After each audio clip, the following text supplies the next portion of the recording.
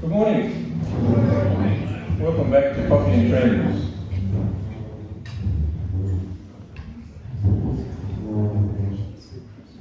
It's great to be here again, and looking forward to a very interesting talk in a moment. But I just want to acknowledge the fact that we've got a celebrity in the room this morning. And I'm looking at Hazel King. Congratulations on your goal, Hazel.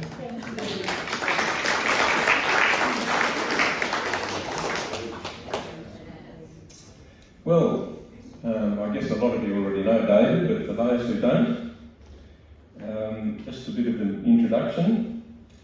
David was born and educated in Brisbane. I mean, there's our first problem. It was an accident of birth. And he learnt piano from an early age. He studied voice and opera at the Queensland Conservatorium.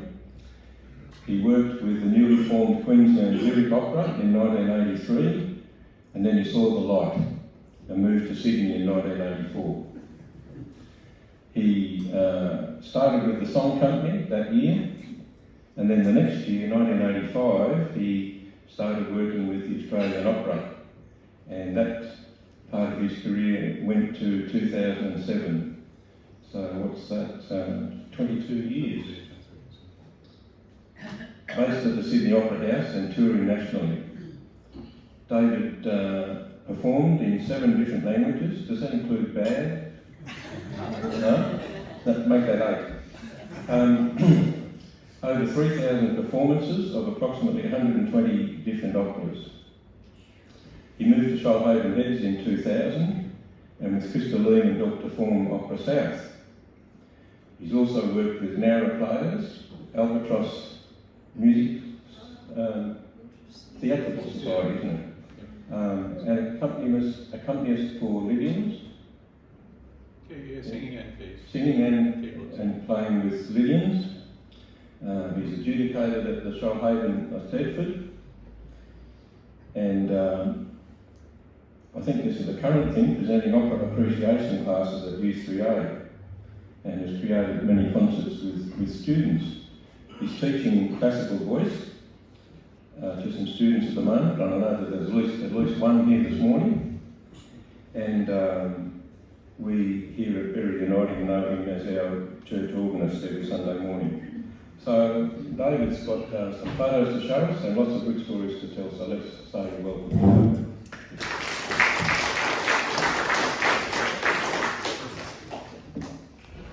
Thanks very much, John.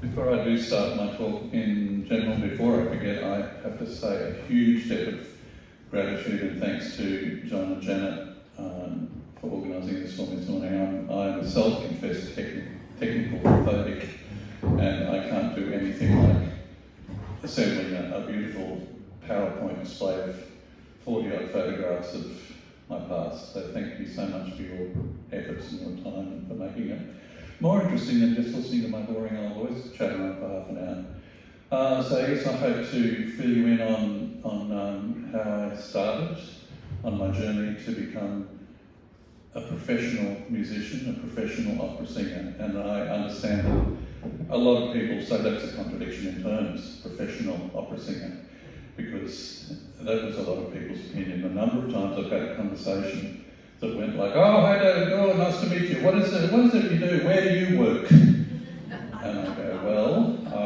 work all over, I tour a lot, but I'm based at the Sydney Opera House. Oh, and what is it you do at this opera house, David? Well, I sing opera. I go, oh, you sing opera? No. I mean, what did you do during the day? What's your real job? Because singing opera is not a real job to people. Singing in general, being a musician is not a real job. And I can sort of go on with how that train of thought, because having been brought up with amateur musicals, this is my mother and father up here with me. They formed a musical group, which I'll talk about later on. And I grew up with that musical group doing amateur musicals, a lot of Gilbert and Sullivan, which I just absolutely adored and still do. And so it was, I think I was 14 years of age before I had my first exposure to professional theatre, and that was also a Gilbert and Sullivan season presented by the Elizabethan Theatre Trust, who were the forerunners to the Australian Opera. And that was when I realised that it was actually a living to do that. So I don't know whether that, I don't think I imagined at the time that I would have been doing it professionally in 20 odd years' time at that point. I have often been asked what was my motivation, my inspiration. Well, at that very early age, well, firstly I should say, Sheila has been asking me, when did I start playing piano and all sorts. Well, I started playing piano when I was 3, basically. I would sit down, I can't remember not having a piano in the house. My mum and dad moved to the Chamferboard house in Manly, Brisbane, and the only furniture they had was a table and chairs and a radiogram and a cupboard full of old 78 records. And therein lies an interesting story, because my mum, before they were married, was a radio presenter. She was a DJ in her day, and she had her own request program, firstly in Rockhampton at 4RO, and later in Murwillumbah, where she met my dad after the war, at 2W, and she used to, people would then write in and ask to play certain songs, so she would have records and play these songs on a request program, and because the old 78 records were pretty fragile, and as soon as they got a tiny little ding in them, they would throw them out. So Mum would go and get them and bring them home. So we had a whole collection of wonderful old 78 records. So that was how. Oh, I don't ever recall not having a piano at home, as I said, but apparently when I was about 3, I used to sit down. I always had to have music up on music stand. And Mum said, you didn't used to bash and just thrash around like most kids did. You actually picked out tunes. And you turn the pages in music, and because you saw Mum and Grandma both doing that. So, yeah. But also around about the age of 8 or 9, I think, it was when the great Joan Sutherland, and thanks Janet for putting Joan Sutherland's book here. This Joan was top of her game at that point, and it was when she was made her name singing Lucia dell'Anima all over the world. And I remember seeing these photographs on the front of the Woman's Weekly of this big woman with the long red hair and this white dress with blood all down her sleeve. And I said, oh, that's Joan Sutherland, she's the best singer in the world, and she's an Australian. And I'm saying, why has she got all black down in her dress? And they said, oh, she said, well, she has just killed a husband. I don't think that was the right thing to say. Who would have ever thought, when I was looking at those photographs, that in about 23 years, I would stand on the stage at the Sydney Opera House with that woman with the long red hair and the white dress with all blood down it, singing with her in Lucia dell'Anima at the Sydney Opera House. So maybe that was an inspiration also. I don't know. But anyway, I'm telling you about that. I was always singing. I played piano from an early age. So Mum and Dad formed this company called the Savoyards Musical Comedy Society in Brisbane in 1961 to do Gilbert and Sullivan. So I'll be running through a few photographs as we go, just randomly. So the first few are of that era. So once again, my mum and dad in HMS Pinafore, and we'll just go through. I was also doing aesthetics from a very early age, both singing and piano, and doing very well. I first had lessons with the nuns at the convent on the corner, and then I started with a real teacher who was a music specialist at one of the private schools in Brisbane. Point it this way, Dave. Oh, sorry. I've got a point. See, I'm a technophobe. I didn't want to get a pointer remote. I also had some television appearances in talent shows, on Saturday morning children's shows. I could have a little thing there. Here's one of my very earliest on stage roles. I was known as the boy with the dog in Brigadoon. That wasn't my first appearance, that was about my third appearance as a child in Brisbane. I was christened Anglican Church, but we went to the Sunday school at the Methodist, which of course became Uniting Church, and from a very early age then I was pushed on to playing the organ when the old lady that had been doing it for donkey's years became unwell. So that was an introduction to, I just basically had to learn to do it myself. I said that in the meantime, I did something else. When my voice broke at a very early age, I was only 13 at the time, and my mother was a firm believer in when a young man's voice, when a boy's voice starts to break, you don't ever attempt to sing until it settles down. And I think a lot of teachers have taken on young boys to help them through puberty, because their parents have put it really deep, more damage than good, because you really just need to stop. I had no range for about 3 years. So I learned cello for a short time. It was a gentleman who used to play in the Savoy Arts Orchestra who interested me in, and this is an interesting story because this cello was his, that he had bought at a railway auction for £5. And that's how he got it. And he said it was all cracked, the back of it was all cracked. And he stuffed up the cracks with blotting paper. And it made this really sort of buzzy, interesting sound. It was a lovely sound. So I had a lot of fun improvising on playing the cello at the time. That filled in the time when my voice was breaking. So all this time when I was doing roles with the Savoy Arts, I was working, because that was what you did, amateur theatre, you worked or you went to school. So my first job, I believe fate has played a great role in my existence. Both my first two jobs I don't think fell into. The first one, I had finished year 12, and I had done a commercial course, so I could do typing, shorthand and bookkeeping and all sort of stuff. So I had been for a job interview in the industrial area in Canada, a place called Tanker Brothers, and it wasn't very promising, I didn't think. And it was one of those really hot days in Brisbane, December, and I was walking back from the industrial area along the road back to Canada, and my mum was waiting to take me home on the bus, and his car pulled up, and this strange man said, "Do you want a lift?" And I went, "Oh no, I've always been taught never to keep a car with strange men." Anyway, it was come on, it's very, very hot, where are you going? I said, "I'm going to meet my mother and say, what I've done and everything." And he said, "Look, get in the car," and he said, "I'm the personnel officer at the Abattoir Board," and he said, "I'm looking for a young man to work for me basically as a secretary." He said, "It's an all-male office and it's pretty rough." So he said, "I can't have a young girl."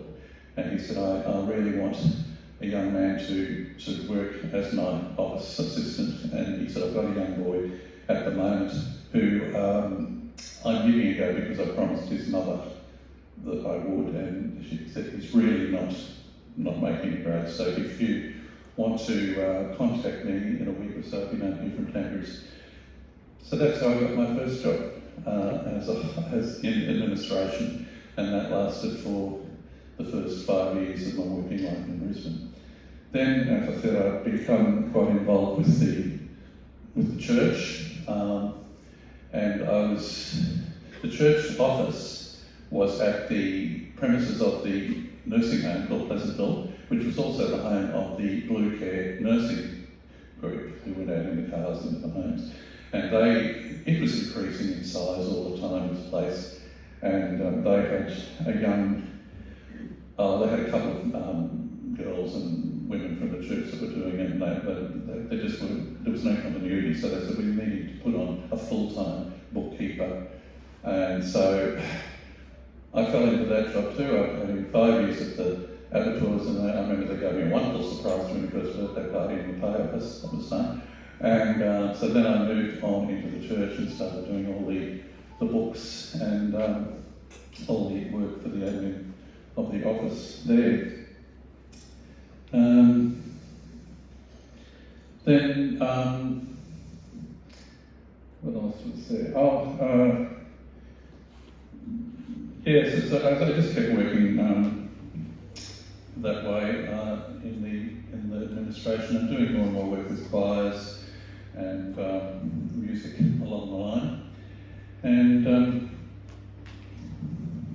just moving through these photographs, that's Morgan Sullivan Mikado, was my three little mates. Then came my first, I suppose it was sort of professional because I did get paid. The Ancient Music Society put on a 13th century liturgical opera called the play of Daniel, and I was asked if I would do the title role of Daniel, which I did, and that was in Latin, so that was interesting. My first attempt at singing a foreign language was Latin. And the local, the state company then was the Queensland Opera Company, and they were sort of pro-owned, and they had professional soloists and a semi-professional chorus, and it was suggested that I should perhaps go and work with them. So that's what I did. I joined the old Queensland Opera Company for about 4 seasons. They went totally bankrupt and went belly up, and so that company was disbanded. At the same time, here we are. This is some of my trophies that I was winning at the local Stedfords and the Queensland Stedford. My voice had settled down, and by this time, of course, and I was doing these roles. And this one I want to show you, particularly a treasure. This is 2 gold medallions that a very crafty lady whom we know, she mounted these for me.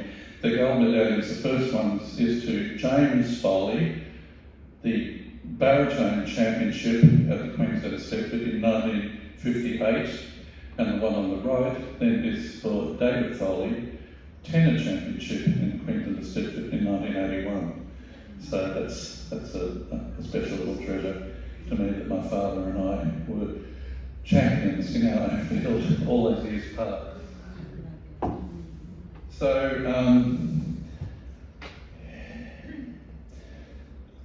as I said, the old Queensland Opera Company folded. A new company was formed called Lyric Opera of Queensland, and this was going to be fully professional. So this involved leaving my company office job, and I had a mortgage on a unit that I was buying, and going into work full time in opera. And I played this game and I thought, sure, we will do what if this happened, or what if that hadn't happened? Something in your life that happens to you that is going to change you. And if this didn't happen, what would your life be? And so a certain thing happened to me then. Firstly, because we were in the volatile political era of the JBLP Peterson government in Queensland, who had a real reputation of tearing down buildings overnight. He demolished Cloudland Ballroom overnight, just disappeared, and the beautiful Her Majesty's Theatre that we were working in with the Opera Company was due to be demolished also before the end of the year. So we had to totally change our season plans, and that happened. We had to find other venues. We went to the Festival Hall, which was a joint boxing rink concert venue, and we formed there, and an event happened. If that hadn't happened, if we hadn't had the change of season, this would never have happened. Because this is what changed my life for 37 years. Some of you may know who that is, and if you don't, of course it is my gorgeous, beautiful friend, and yours, a lot of you know Krista Lehman, whom I met through that. She was a guest soprano, having arrived from English National Opera via Germany and Perth, and she was to sing the soprano role of Neda in Pagliacci. And as I said, those of you who were fortunate enough to be at her funeral service last year heard how that affected my life dramatically. And for the next 37 years, I just can't imagine what my life would have been without having met Krista. She was a remarkable woman. And so she got me to go over to Perth with her as her accompanist. She was doing some work over there firstly, and then she was making her debut in Sydney, the Australian Opera. So I put my unit up for rent, and I moved to Sydney with Krista in the summer of '84. So she organised an audition for me for the Australian Opera, which went well, but basically in those days you had to wait for someone to die to get into the chorus. That's how competitive it was. So along came another opportunity, and that was the song company, who were looking for a second tenor at the time. And I fitted that bill because of my musicianship. I could read, I could sight read, and we did a lot of arts council tours. And interestingly, the gentleman, the older man in the front there, Charles Coleman, who was the director of the song company at the time, he also received an honour in the birthday awards. He was given an OAM for his work in music education. So I was able to contact and congratulate him and remind him of some of those wonderful times we had in the song company touring around in that rattling around in the Arts Council bus. This is another interesting photo. Also, yes, well, that's very interesting because that's me with Dame Jane Sutherland in The Daughter of the Regiment. I won't say it was a long time ambition because I never ever thought for a moment all those years ago that I would ever be singing with Jane Sutherland on the stage, but I did, and she was an absolute dream to work with. She was absolutely beautiful. And I might go into the story about how Krista later was her understudy and Joan engineered to get her on and do 2 performances for her of Norma. So that was a milestone that I was working with Joan Sutherland at the top of her career. There's also this interesting photo. This Rigoletto was the first opera that I ever saw in Brisbane in year 12. So whenever that was. I saw this first opera, Rigoletto. Who knew that in 12 years' time, once again, I would be singing in that very same production in the Sydney Opera House, and that was the costume. They had some interesting fashion statements in those days in their called costumes. So that was a production that I saw when I was only a teenager, and I was doing the same production. So I'll just talk about life in the AO. I'll just continue flipping through these photographs. Some of them show the interesting different roles I had to play. But life with AO was varied. It was long, it was arduous. As John said, I did over 3,000 performances in all those years. But a normal day, we could work up to 10 hours a day. We would have a rehearsal in the morning, probably for 3 hours. If there was only 2 calls in the day, well then we would have another 3-hour call in the afternoon. It was very rare that we had an evening off. Quite often there'd be rehearsals at time too if we didn't have performances. And the afternoon call would then be reduced to 2 hours, and because we had to have 2 hours break before an evening performance. There was no on-job training or anything like that. You had to arrive expecting that you were going to work in all those languages.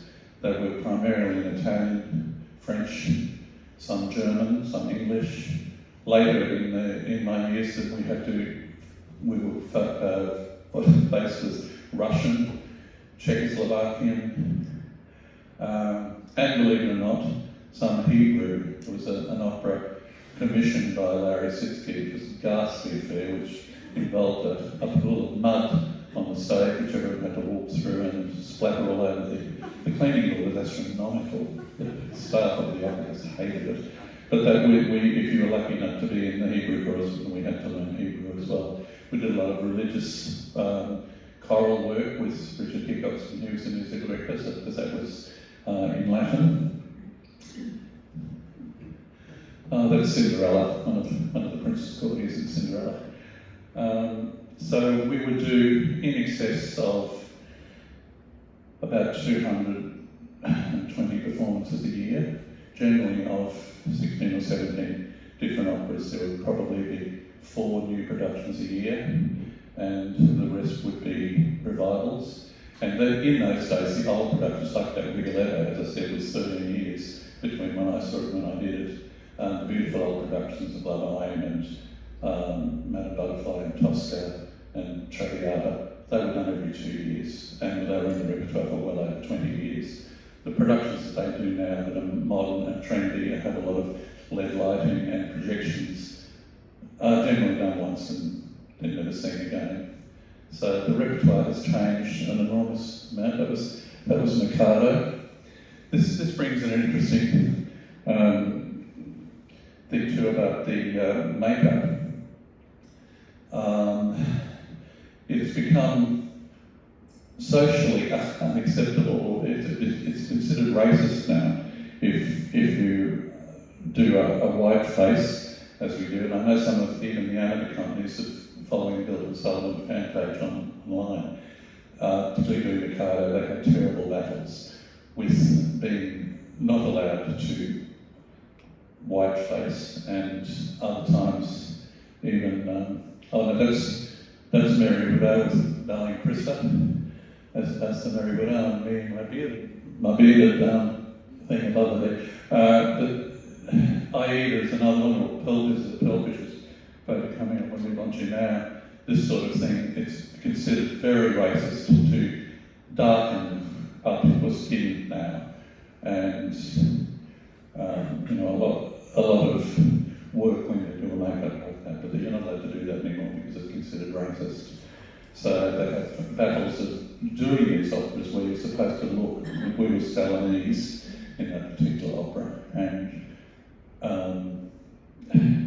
it's just inconceivable to me that we're not allowed to do the opera the way the composer originally intended, and what the public deserve to see. For instance, Love Aim, which was a beautiful production and set in 19th century Paris, about the dying seamstress Mimi and her boyfriend Rodolfo, has been taken out of context by the director Gail Edwards. Firstly, she's updated it to 1940s, moved it from Paris to Berlin, and the casting then quite often involves a Korean tenor as Rodolfo and a black American soprano as Mimi. Must be very, very confusing for people who've never seen the opera before. And it works both ways because they talk about whitewashing the casting now too. That's another interesting. That makeup job was done professionally. I said most of our makeup we had to do ourselves, but that one was particularly done by an employed makeup artist. But yeah, when the company mounted West Side Story, they came under a lot of criticism on social media for not having an authentic Puerto Rican girl singing Maria. She was an Australian. That wasn't acceptable to them. It was acceptable to have a black soprano singing Mimi in Berlin when it was supposed to be Paris, and yet they objected to not having an authentic Puerto Rican as Maria. So it's just so much double standards and so confusing and so annoying in a lot of times. I'll just keep going through these photographs.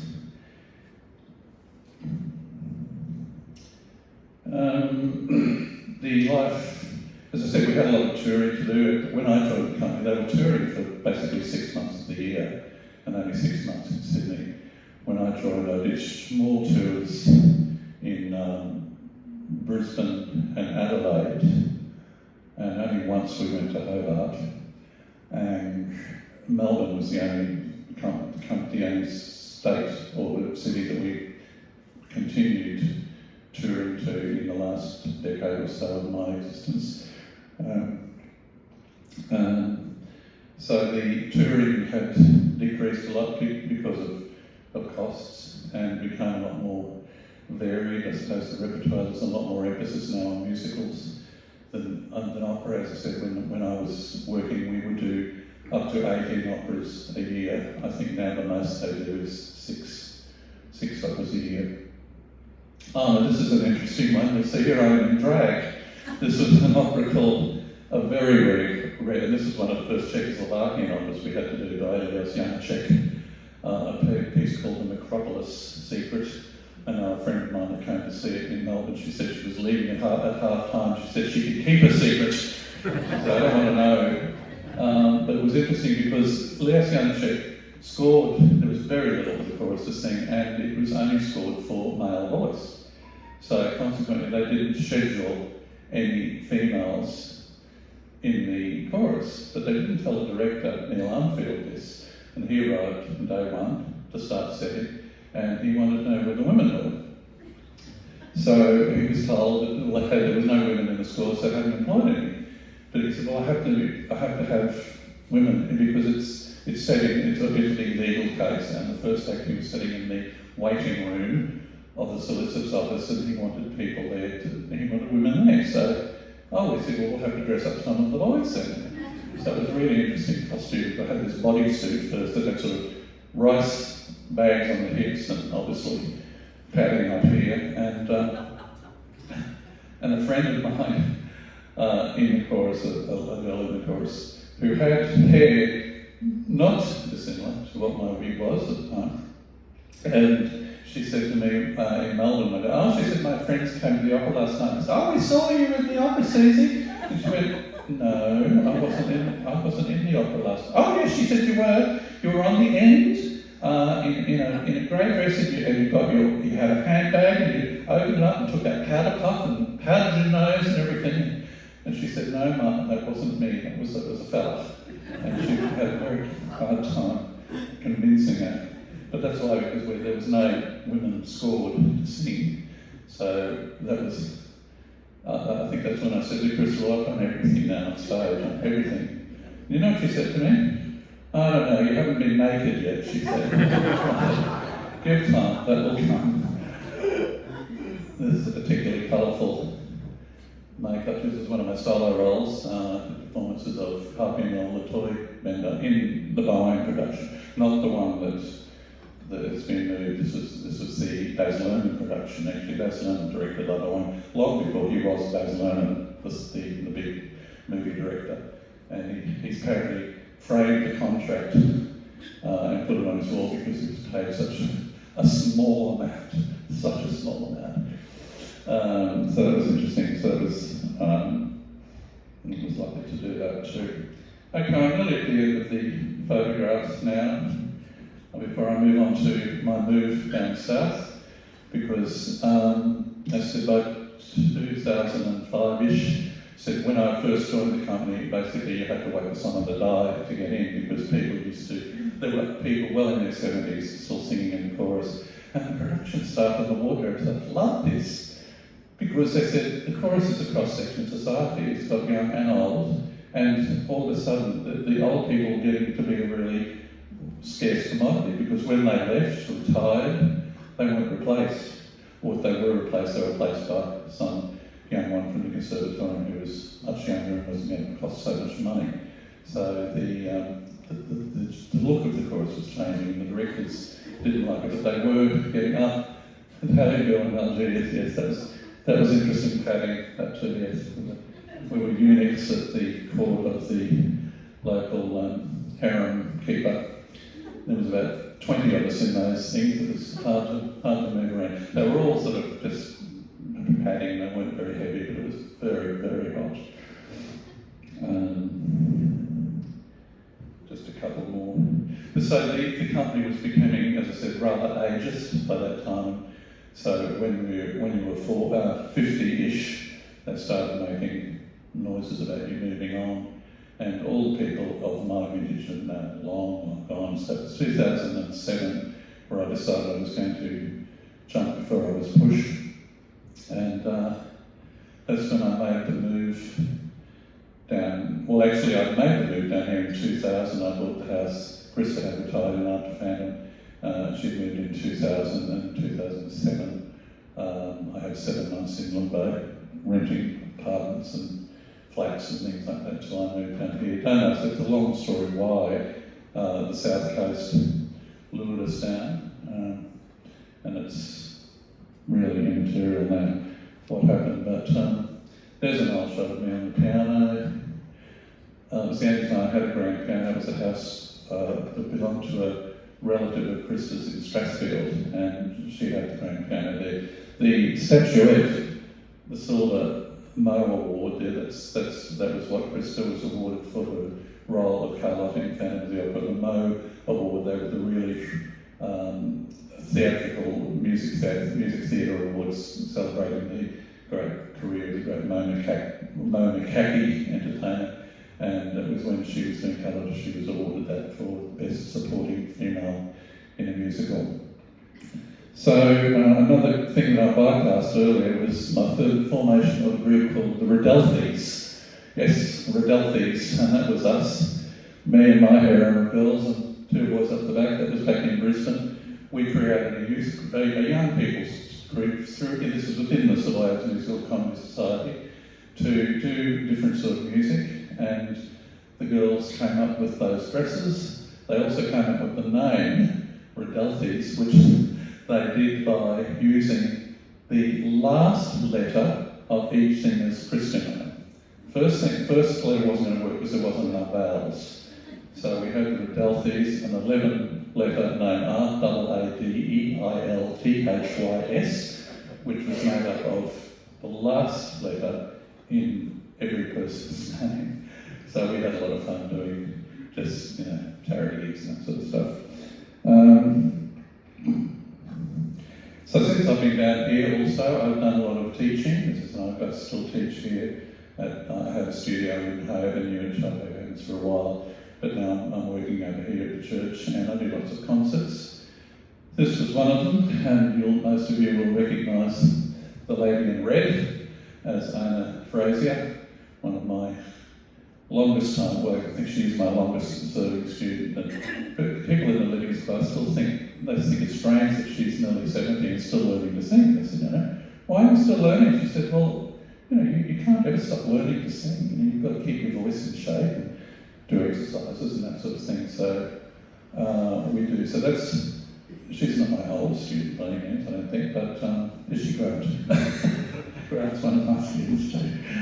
But Monique, the one on the other side, is certainly my youngest. She's my only under 65 student, and she's been with me for 8 years now. She does extremely well in this sector. She's won the Joe Gash Special Award. She won the Albatross Music Theatre Trophy the last time there was a Stepford, which was now 2 years ago, and that was for the Music Theatre section.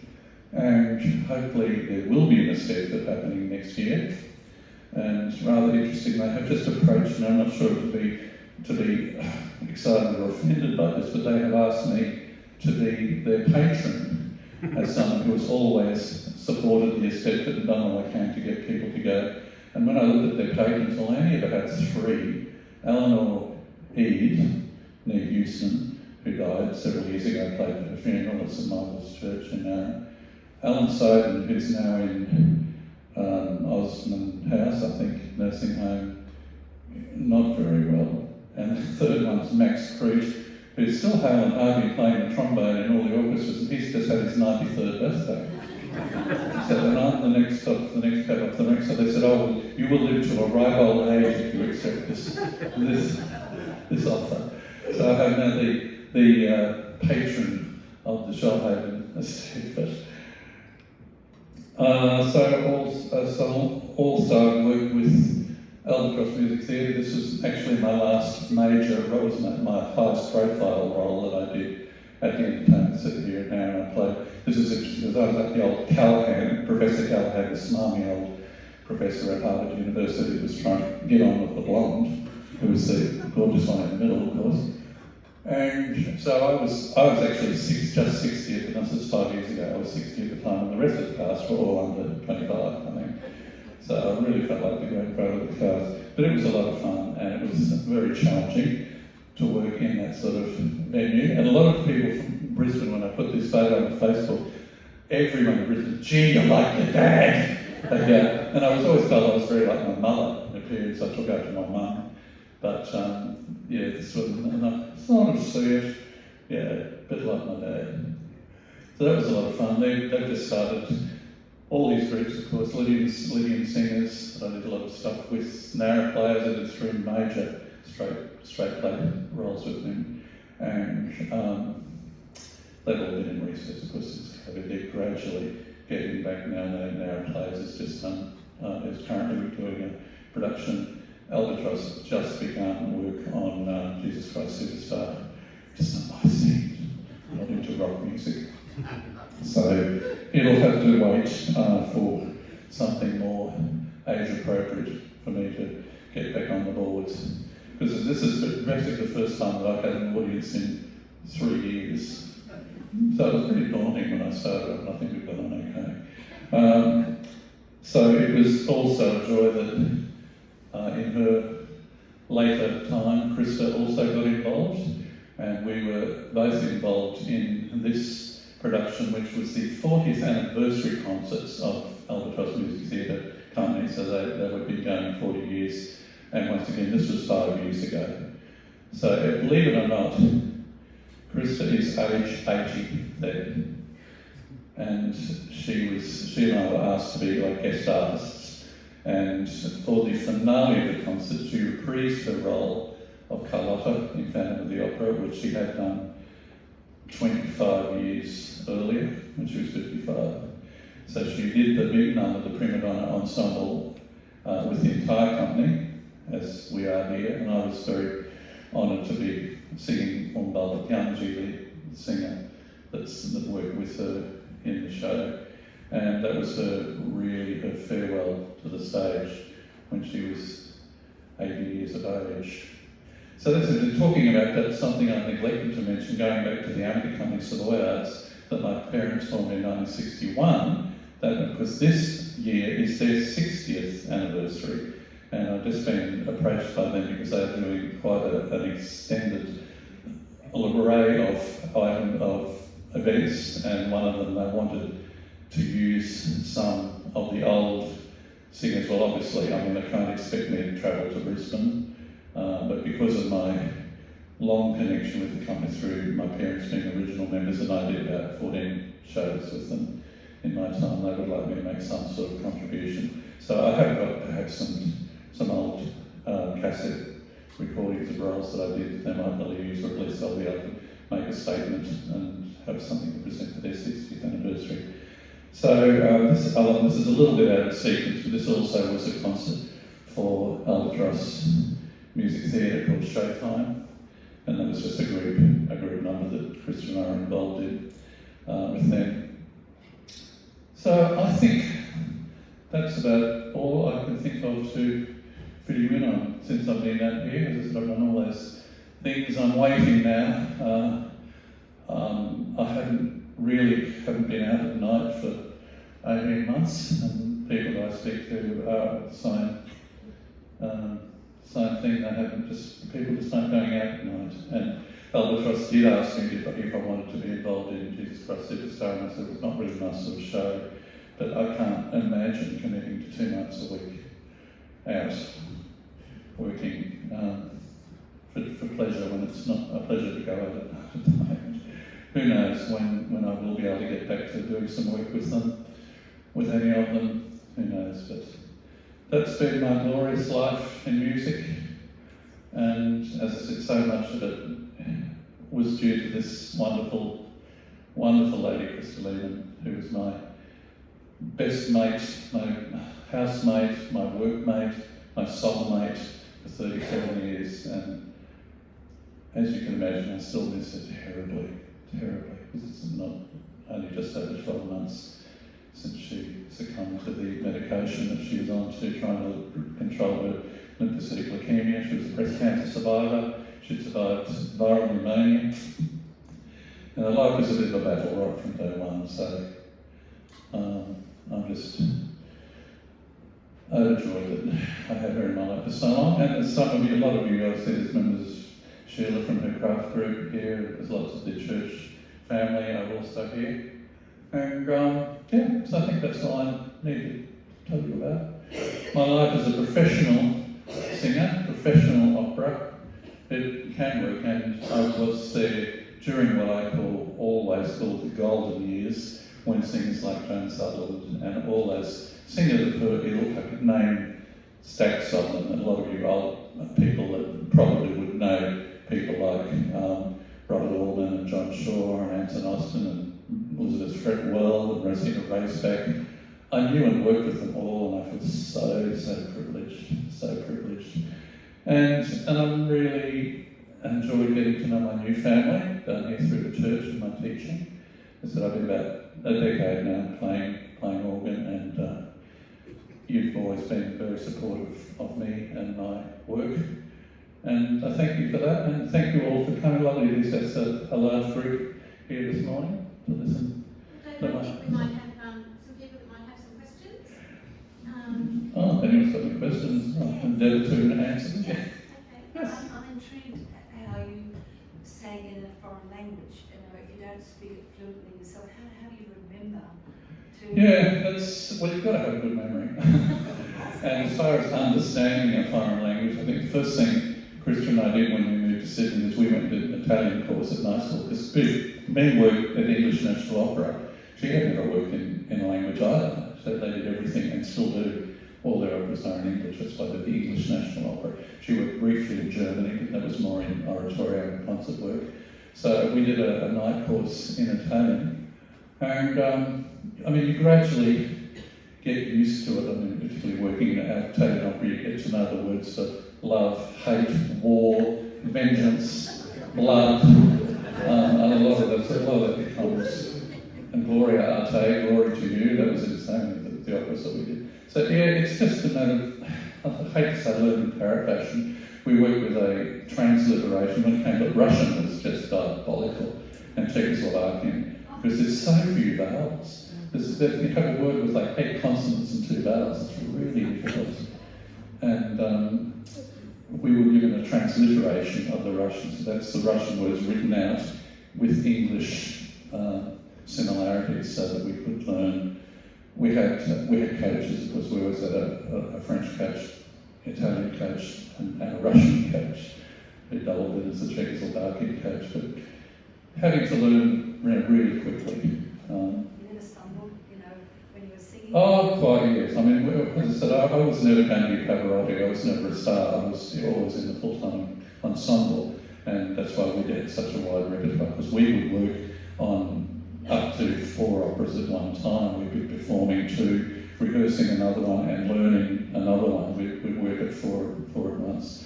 The principal artist generally only did 1 opera at a time.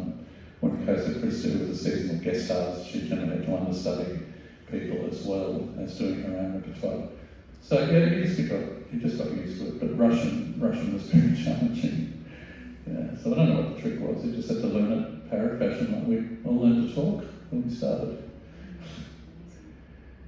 Anything else?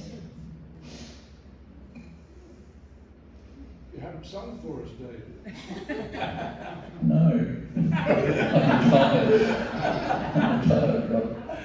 I knew someone would ask, but I'm also I haven't sung publicly, as I said, for about 3 years.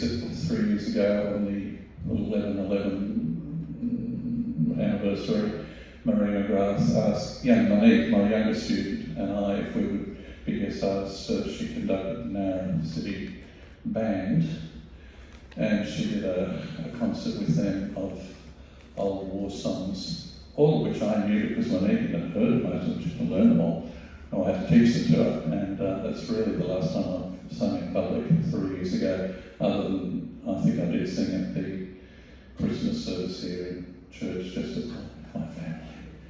But at the moment I couldn't sing to save myself. So I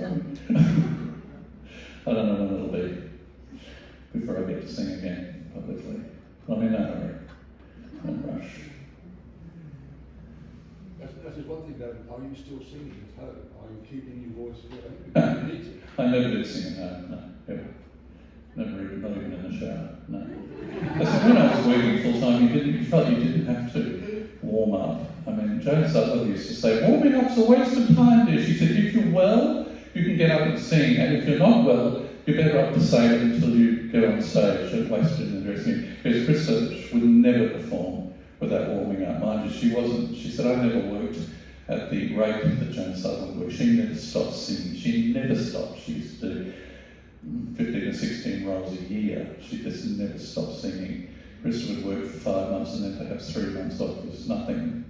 So being a seasonal guest artist is really difficult. That's again, nothing that I never had to worry about. At least I had full-time employment with the national company, and it was as far as I could ever hope to achieve. So I achieved what I had. And I loved singing in the ensemble. I loved being the second tenor, because I loved the inner harmonies and I didn't want to sing top notes all the time. So I enjoyed being part of the ensemble, and I felt that when you're singing 6 days a week, six hours in some longer than that some days, you never warmed out after a while, really. Yeah, so I was never one for singing at home. Well, as I said when I was a kid, that was my life growing up, when we had the radiogram to either play 78 records or the piano, and we would sing around the piano. And I used to usually go to sleep listening to my father sing with my mother playing for me, because they used to do concerts in the circuit work. As has been evidence, they did very well in the circus.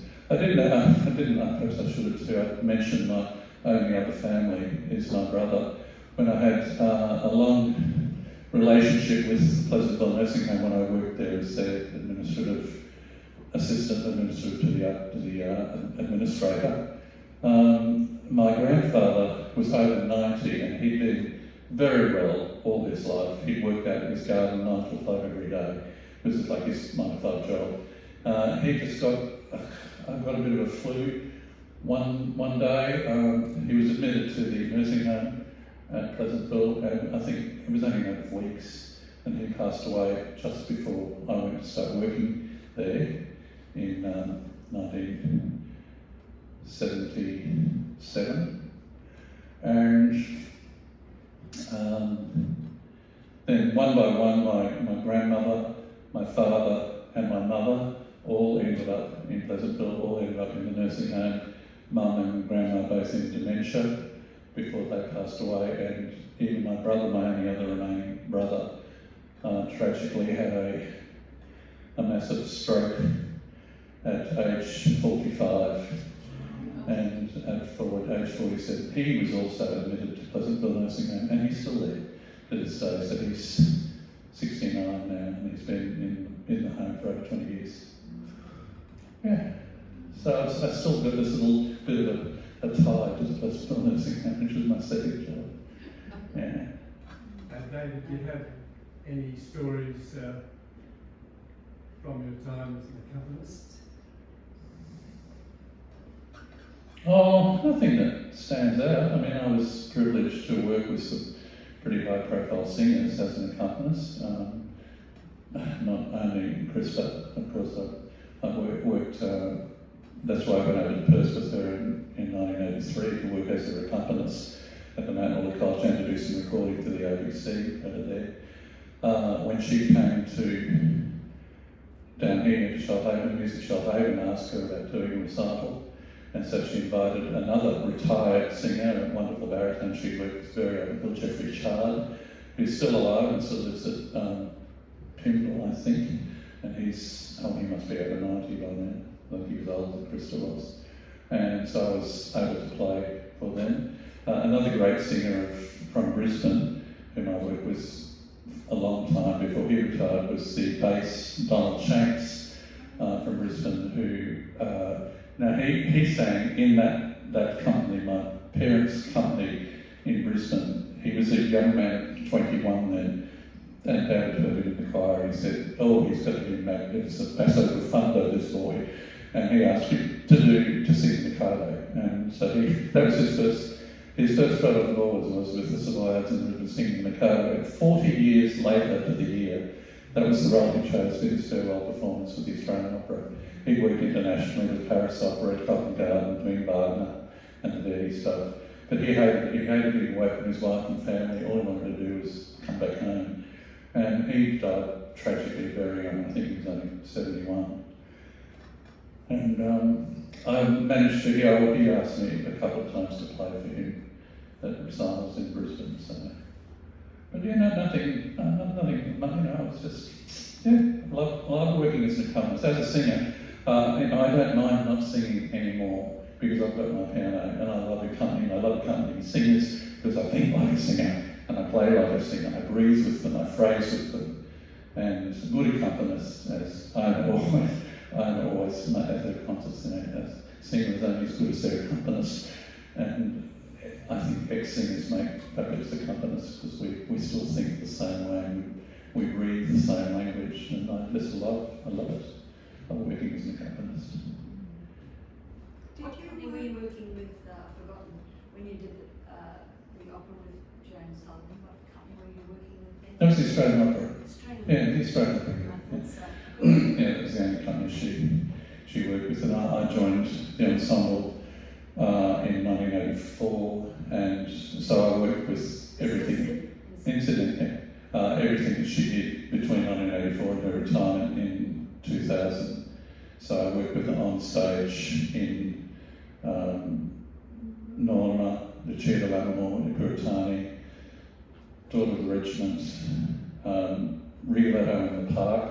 That was the last one she did in the park, and then Mary Widow in 88, her retirement, which was their widow in 90, and they were nights I will never ever forget. It was the highlights of my career, standing on the stage with this magnificent woman who was just so lovely to work with, such a joy. And she was very, very good. She and her husband were very, very good to Krista. It really helped her. Yes? David, if they're not allowed to blacken the faces or whiten the faces now, is everybody just themselves? Yeah, that's why I think it must be very difficult for audiences that don't know the opera to get involved. And when a director deliberately moves an opera from, okay, moving to a different century is bad, but when they move it from, moving it from Paris to Berlin, the 1930s Berlin, particularly with swastikas running around and topless prostitutes and little kids all on the same stage, doesn't work. And Love Away was a beautiful, beautiful opera. And so the old production was around for 25 years. This one won't be around for anything like that. So it's, and people do, and I'll tell you another little story too, that the GP would think like this, and I think it's long ago, but okay, we have accepted that race is not an issue, and if the voice is good enough, that it should be acceptable. And so there's been a lot of interracial people coming into the company, and that's absolutely fine. An awful lot of Asian singers, and very, very, very top Asian singers all around the world. But Krista had dressed herself tickets to Carmen, which is very popular, very well-known opera, and she asked her hairdresser at the time, would she like to come to see it with her? And she said, oh, Krista, I don't know what to do. And she said, well, it's easy. She said, I'll get you a program. And she said, you read the story, and I have the words, the subtitles now. It'll be something in French, but the English words will be up on top of the stage, like they are on television and on SBS. And you'll be able to follow it. So she said, she did that. She read the program and read the story of Act 1, and then when Act 1 finished, Krista said to her, what do you think? And she said, oh, I don't want to sound awful, Krista, but she said, it's set in Seville. Why are there so many Asians on the stage? Because there was about 4 Asians in the chorus then. Because when music theatre's done, the look is all important. So when you go to Miss Saigon, we expect to see a lot of Asian people on stage. But a person going to their first time to an opera that's supposed to be in Seville, particularly set in 19th century Seville, they don't understand why there's Asians on the stage. But it's, as I said, we have a lot of Asian singers and a lot of all sorts of race singers now. And it's not, as I said, that's why the whitewashing and casting on the West Side Story was just so stupid. To say, why didn't they get an authentic Puerto Rican singer in? Crazy. Okay, that's about enough.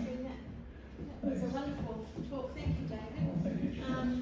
It was so interesting to hear about David's life and all the behind the scenes things. Pardon? We just want to thank you, David, for being so honest, and so we had such an interesting journey through your life, and thank you very much for that. And It was nice for me to remember it when Yeah, I had a life. yeah. When I had a life. yes, and ask David questions at the end too. We can stay and drink coffee and have a talk and talk to David. But thank you very much for being our guest at Coffee and Friends. And